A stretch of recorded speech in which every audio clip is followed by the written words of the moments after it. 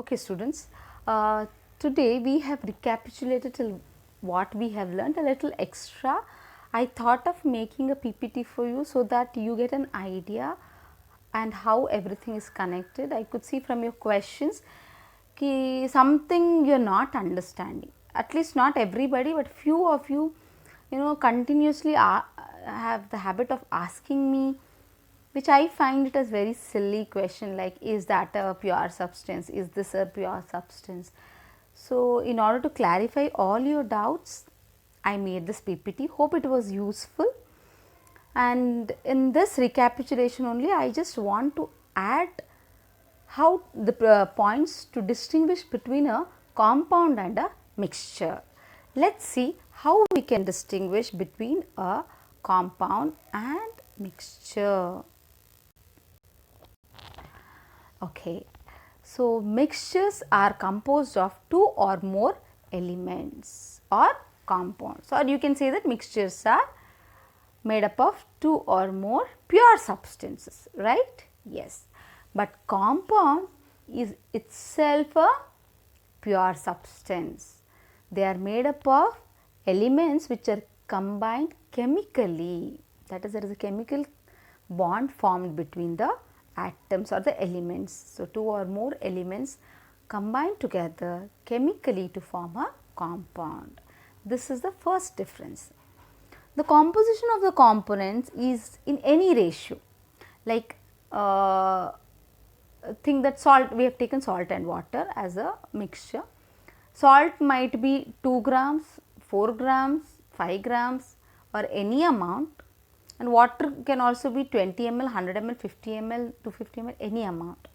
So, the ratio is not fixed here. You can dissolve it in any amount of water. You can dissolve salt in any amount of water. So, the ratio is not fixed for a mixture, but for a compound, elements combine only in a fixed ratio to form a compound, like I told you about water.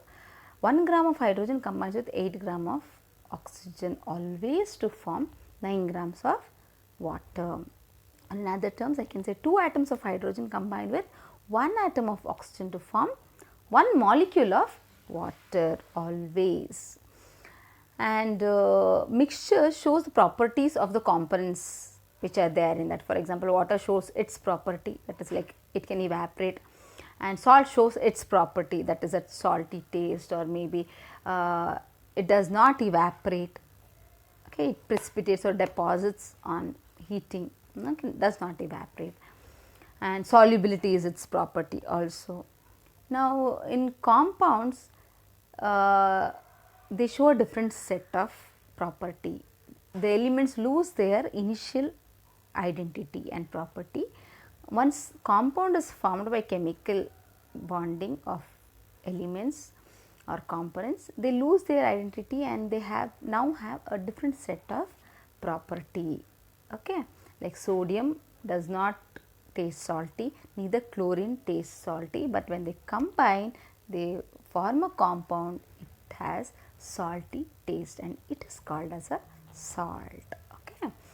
Now, one more important difference is that the components can be separated by physical methods, like I told you about salt water, sand water. Salt water, how do we separate? By evaporating. Water evaporates, but salt remains in the utensil or the beaker in which you have taken the solution. And even sand water, you can easily strain it or filter it, and you can separate the residue, that is sand. You get sand as a residue and filtrate will be water. So, they get separated, isn't it? So, even sulfur powder and iron filings mixture, you can separate the iron filings by taking the magnet near it. When you take the magnet near the mixture, only iron nail sticks into the magnet and not the sulfur powder. Thus, we can separate iron nail from the sulfur powder. So, the separation technique which we are opting is depending on the property of the elements or the substances in it. Okay. So, this is the difference, these are the difference between mixtures and compounds. See, one more thing is I should tell you that in compounds, elements cannot be separated by physical methods. You know, sodium chloride, can you separate chlorine from sodium? No.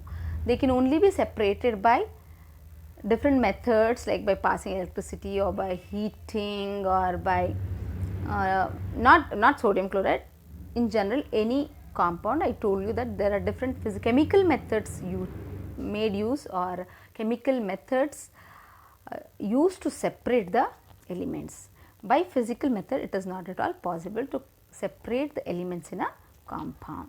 So, this is about the differences between mixture and compound.